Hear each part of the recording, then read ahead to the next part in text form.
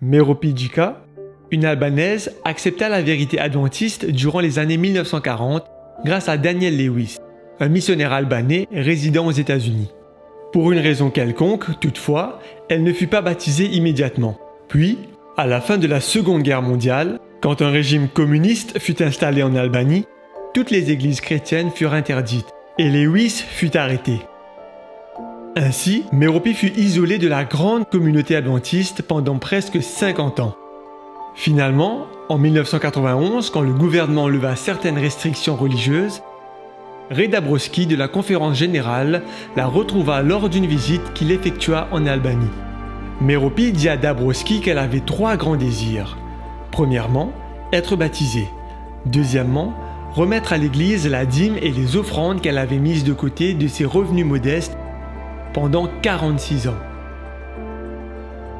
Et troisièmement, voir une église adventiste dans son pays. Ces 2 premiers désirs furent satisfaits avant sa mort en 2001 à l'âge de 97 ans. Maintenant, laissez-moi vous poser une question. Merope était-elle insensée de garder cet argent pendant si longtemps ? Cet argent conservé pendant 46 ans avait perdu de sa valeur à cause de l'inflation. N'aurait-elle pas pu utiliser ces fonds pour aider les nécessiteux ? Ou même soutenir les évangélistes dans son pays ravagé par la pauvreté ?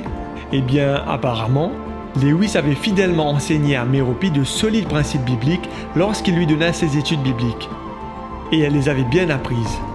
La Bible nous enseigne que la dîme doit, premièrement, représenter 10% de notre revenu. Deuxièmement, être remise à la maison du trésor de Dieu.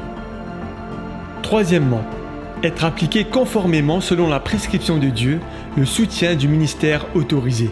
Et quatrièmement, être distribué équitablement au sein du ministère autorisé.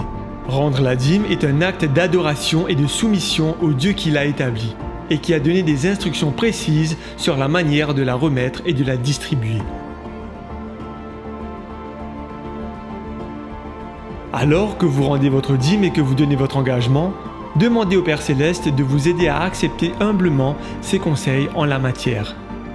Mettons nos désirs en dernier et Dieu en premier.